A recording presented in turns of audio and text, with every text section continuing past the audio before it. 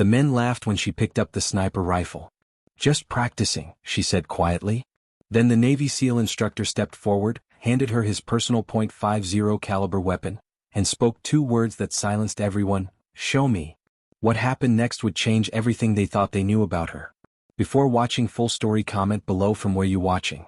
Also like and subscribe for more stories. The desert air shimmered with heat waves as the sun began its descent toward the horizon, casting long shadows across the military training compound. Dust motes danced in the golden light, and the distant mountains provided a stark backdrop to what had started as routine marksmanship practice.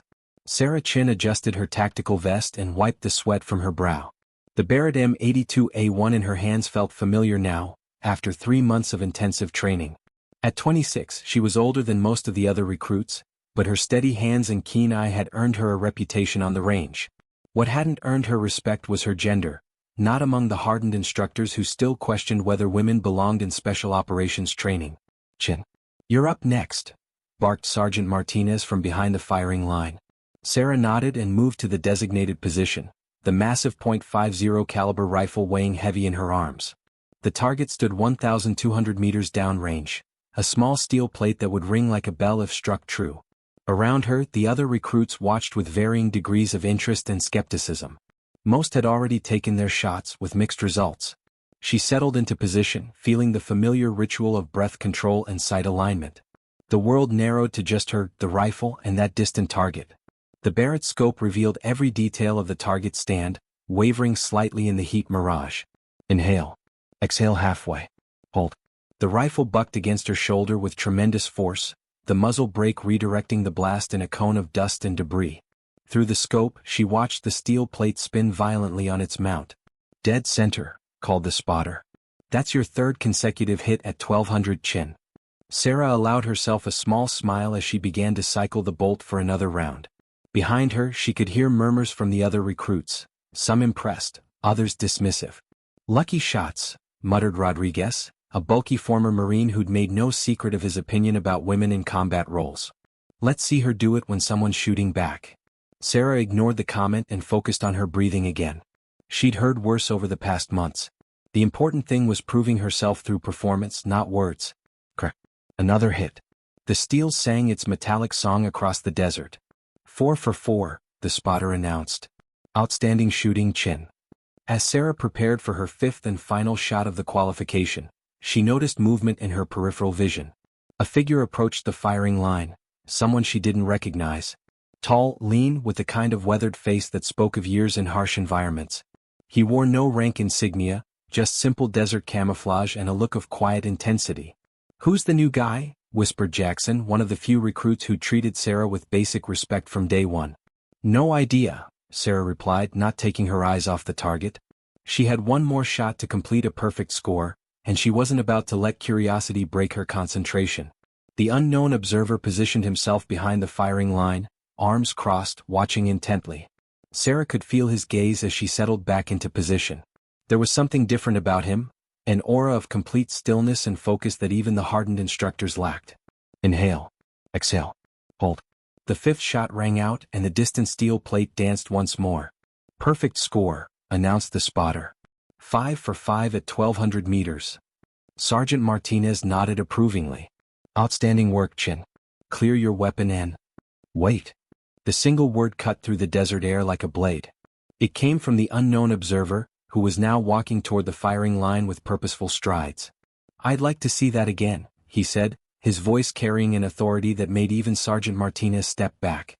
Up close, Sarah could see the man's eyes, pale blue and utterly calm like still water. There were lines around them that spoke of years squinting into sun and scope. His hands bore the calluses of someone who'd spent countless hours handling weapons. "Sir?" Sergeant Martinez's voice carried a note of uncertainty. The stranger ignored the sergeant and looked directly at Sarah. "That was good shooting. Textbook form, solid fundamentals." He paused, studying her with those unsettling eyes. "But out here we don't shoot at steel plates." Without another word, he unslung a rifle case from his shoulder, one Sarah hadn't noticed before. The case was longer than standard, black polymer with reinforced corners. He set it down carefully and opened it with practiced movements. Inside lay the most pristine Barrett M82A1 Sarah had ever seen. Every surface gleamed with meticulous care, from the scope rings to the muzzle brake. This wasn't just a rifle. It was a precision instrument, maintained by someone who understood its capabilities intimately. "This is what I carry," the man said, lifting the rifle with reverence. "Match-grade barrel, custom trigger work, glass that costs more than most people's cars. It's dialed in for specific ammunition at specific ranges under specific conditions." He held the rifle out toward Sarah, and she could see her reflection in the pristine scope lenses. "You've been practicing on a training rifle with training ammunition at a training range," he continued. "That's fine for learning fundamentals. But I want to see what you can do with a real weapon under real conditions." Sarah looked at the offered rifle, then back at those pale blue eyes. Around them, the other recruits had gone completely silent. Even Rodriguez had stopped his usual commentary. "What are you asking me to do?" Sarah asked. The man smiled, just a slight upturn at the corners of his mouth, but it transformed his entire face. "I'm asking you to stop practicing and start performing." He gestured toward the far end of the range, where a series of targets Sarah hadn't noticed before were arranged at various distances. These weren't the simple steel plates they'd been shooting at. These were realistic silhouettes, some partially concealed behind barriers, others positioned at extreme ranges. 2,200 meters, he said, pointing to the farthest target. Crosswind at 8 miles per hour, variable. Ambient temperature dropping as the sun sets, which means your bullet's trajectory will shift. And you'll have exactly one shot to prove that everything you've learned means something. Sarah felt her heart rate increase. 2,200 meters was nearly a mile and a half, well beyond anything they'd attempted in training. The mathematical calculations alone were staggering. Bullet drop, wind drift, temperature effects. Even the Coriolis effect would come into play at that distance. "That's an impossible shot," Rodriguez called out. "Nobody makes that kind of precision shot on the first try." The stranger turned toward Rodriguez with that same calm intensity. "You're right. Most people can't. Most people practice shooting, but they never learn to shoot." His gaze returned to Sarah. "The question is, which kind of person are you?" Sarah looked at the rifle again. It was beautiful in its lethal precision, every component optimized for one purpose: placing bullets exactly where they were intended to go, regardless of distance or conditions. "What happens if I miss?" she asked. "Then you miss," the man replied simply. And we all learned something about the difference between practice and performance. The desert had grown quieter as the sun continued its descent. The other recruits formed a loose semicircle behind the firing line, their earlier chatter replaced by tense anticipation. Even Sergeant Martinez seemed uncertain about the situation unfolding before him. Sarah reached out and accepted the rifle. The moment her hands touched the weapon, she understood why the stranger had been so reverent. The balance was perfect, the weight distributed precisely. The trigger had a clean, crisp feel that spoke of countless hours of careful adjustment. This was a tool built by someone who understood that in certain circumstances, missing wasn't an option. "What's your name?" she asked. "Chief Petty Officer Williams," he replied. "But most people just call me Ghost." The nickname fit. There was something ethereal about the way he moved, as if he existed slightly apart from the normal world. Sarah nodded and began examining the rifle more closely. The scope was a work of art, high magnification with crystal-clear glass and precise adjustment knobs marked in minute increments. She could see that it had been zeroed meticulously, with small notation marks indicating confirmed points of impact at various ranges. "What's the ammunition?" she asked. "Match grade 750 grain AMAX. Ballistic coefficient of .670. Muzzle velocity of 2,820 feet per second from this barrel." Ghost's answer came without hesitation. "Range cards are in the case if you need them." Sarah shook her head. Range cards were useful, but at this distance, with changing conditions, she'd need to calculate the solution herself.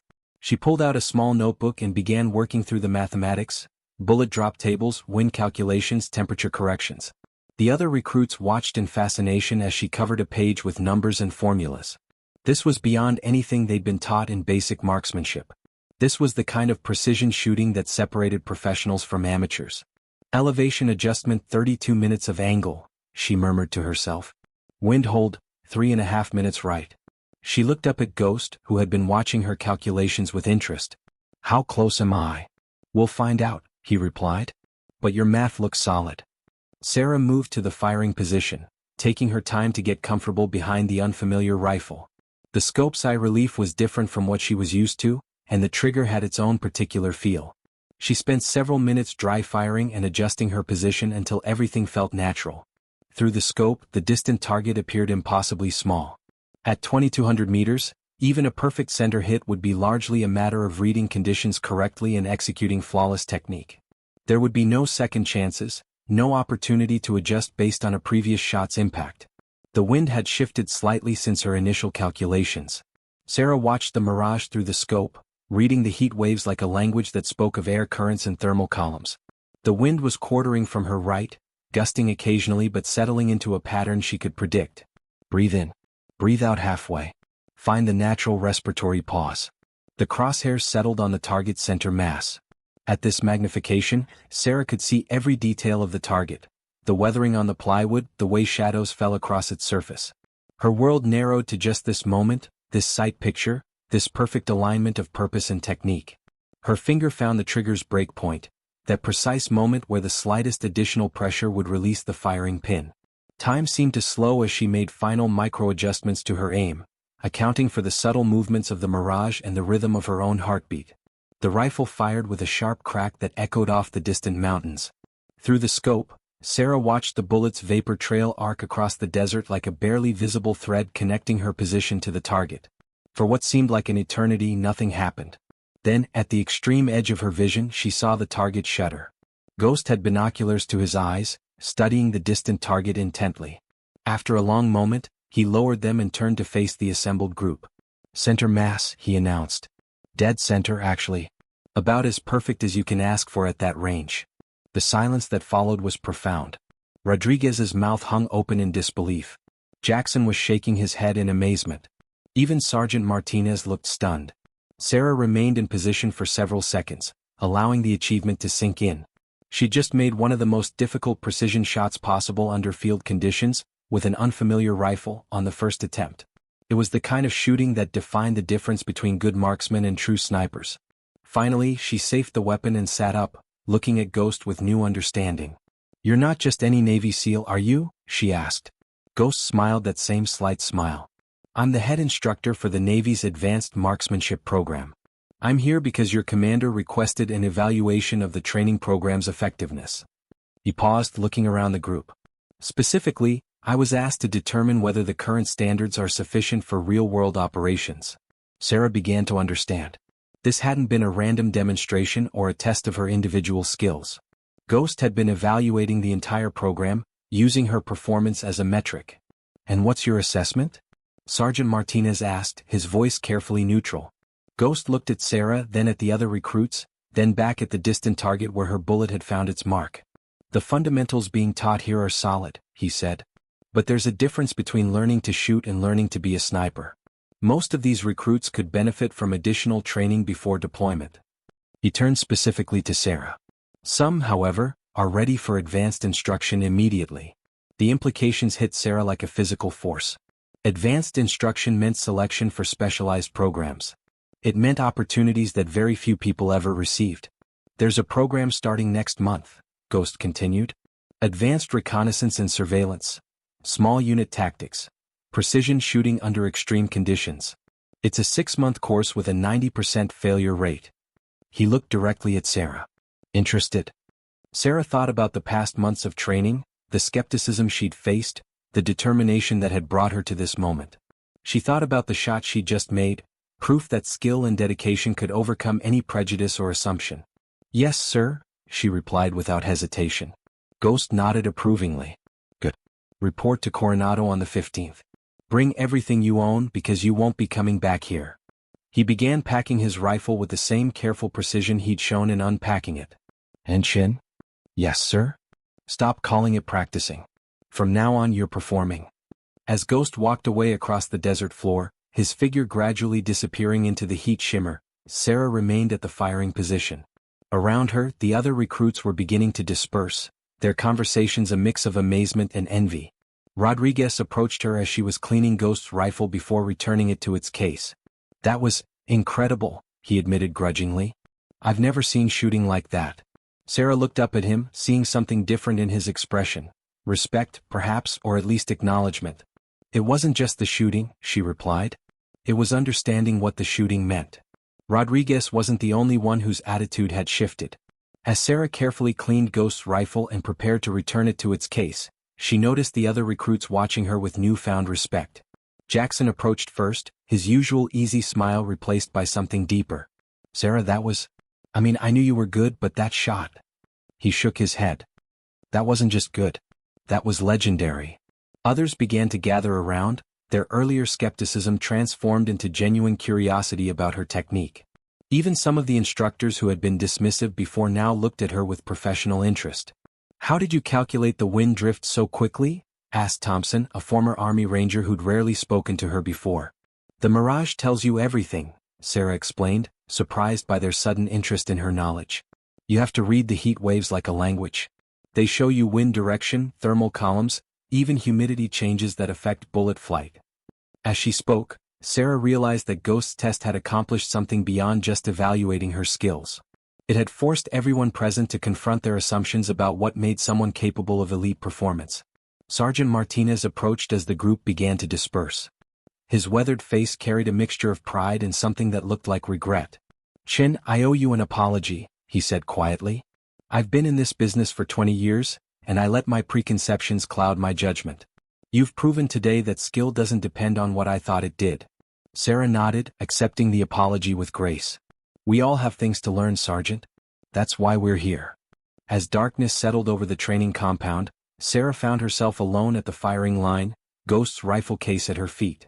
The desert night was surprisingly cold after the heat of the day, and the stars were beginning to appear with startling clarity in the unpolluted sky. She thought about the journey that had brought her to this moment. Growing up in rural Montana, she'd learned to shoot almost before she could properly walk. Her father, a Vietnam veteran, had taught her that marksmanship was about more than just hitting targets. It was about discipline, patience, and the kind of mental fortitude that couldn't be faked. Shooting is 90% mental, he'd always said. The rifle is just a tool. Your mind is the weapon. Those words had sustained her through the grueling months of basic training, through the doubt and skepticism of instructors who questioned whether she belonged. Now they felt like prophecy fulfilled. The sound of approaching footsteps interrupted her reverie. Ghost materialized out of the darkness with that same ethereal quality she'd noticed before. He moved like a shadow given substance, utterly silent until he chose to reveal himself. Second thoughts? He asked, settling down beside her on the dusty ground. No, sir. Just thinking about how I got here. Ghost nodded approvingly. That's good. Understanding your path helps you navigate the next steps. He looked up at the star-filled sky. I've been evaluating candidates for special programs for over a decade.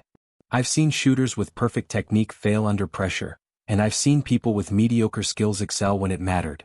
What makes the difference? Mental architecture, Ghost replied. Some people build their confidence on external validation, scores, awards, other people's opinions. That kind of confidence crumbles when the stakes get real. He turned to look at her directly. But some people build their confidence on something deeper. They know who they are and what they're capable of regardless of what anyone else thinks.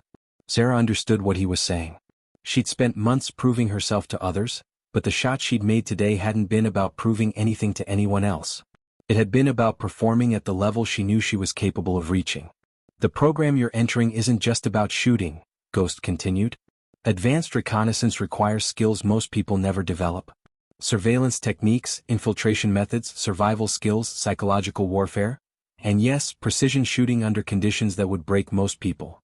He stood up, brushing dust from his uniform. The failure rate isn't high because the standards are arbitrary. It's high because the real world doesn't care about your feelings or your excuses. Either you can perform when everything depends on it or you can't. I understand, sir. I think you do. Ghost paused at the edge of the light cast by the compound's security lamps. One more thing, Chin. The shot you made today? That was impressive, but it was just the beginning. In the program, you'll be expected to make shots like that while exhausted, while under enemy fire, while carrying wounded teammates. The rifle won't be perfectly zeroed, the ammunition won't be match grade, and you won't have time for careful calculations. Sarah felt a chill that had nothing to do with the desert night air. She was beginning to understand the vast difference between the controlled environment of training and the chaos of real operations. How do you prepare for that kind of uncertainty? She asked. Ghost's smile was barely visible in the darkness. By learning to trust yourself completely. By understanding that all the technical knowledge in the world means nothing if you can't execute under pressure. And by accepting that sometimes, the only thing standing between mission success and catastrophic failure is your ability to make an impossible shot when everyone is counting on you. As he disappeared back into the darkness, Sarah remained at the firing line for several more minutes. Tomorrow would bring the usual training routine, but everything had changed. She was no longer just another recruit working through a program. She was someone who had been selected for something extraordinary. The weight of that selection was both exhilarating and terrifying. Ghost had made it clear that the advanced program would push her beyond anything she'd experienced. But he'd also shown confidence in her ability to meet those challenges. When she finally returned to the barracks, the other recruits were engaged in their usual evening routines: cleaning equipment, writing letters home, studying technical manuals. The familiar sounds of military life continued unchanged, but Sarah felt fundamentally different. Rodriguez looked up from cleaning his rifle as she entered. "Hey Chin. That offer for advanced training, you're really going to do it?" "Yes," she replied without hesitation. 90% failure rate, he said, shaking his head. "Those aren't good odds." Sarah thought about Ghost's words, about the difference between practicing and performing, about the kind of mental architecture that could withstand real pressure. "The odds don't matter if you're prepared," she said. "And if you're not prepared, even good odds won't help you." Over the following days, word of Sarah's shot spread throughout the training command. Instructors who had barely acknowledged her existence now sought her out for demonstrations and technical discussions. Other female recruits looked to her as proof that barriers could be broken through performance rather than politics. But perhaps most importantly, Sarah noticed a change in herself. The constant need to prove her worth had been replaced by quiet confidence in her abilities. She no longer shot to impress others or to silence critics. She shot because she was a sniper, and hitting targets at extreme range was what snipers did.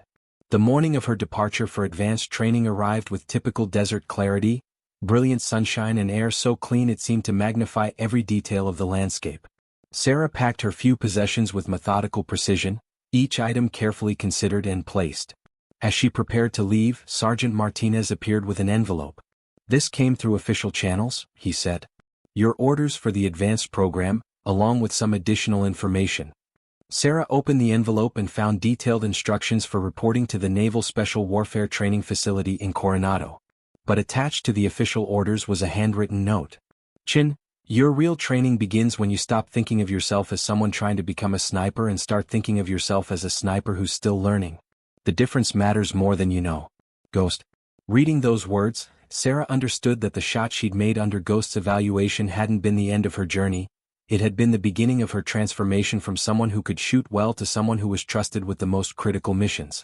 As the transport vehicle carried her away from the training compound, Sarah looked back at the firing range where everything had changed. The targets were still there, waiting for the next group of recruits to test themselves against distance and wind and their own limitations. But she was no longer one of those recruits. She was someone who had been handed a master craftsman's most prized tool and told to "show me," and had responded with a shot that proved she belonged among the elite. The desert landscape gradually gave way to different terrain as they traveled toward her new assignment. Each mile represented another step away from the world of basic training and toward something far more demanding and dangerous. Sarah Chin was ready for that challenge. She'd learned the difference between practicing and performing, and she understood that from now on, everything would be about performance when it mattered most. The rifle case beside her contained Ghost's contact information and an invitation to reach out if she ever needed guidance. But Sarah suspected that their paths would cross again naturally, in the community of people who could be trusted with impossible shots when everything depended on getting them right. As the sun reached its zenith, Sarah closed her eyes and prepared mentally for the trials ahead. She was no longer just practicing. She was performing, and she intended to excel at the highest levels of her profession. The difference between the two, as Ghost had shown her, was everything.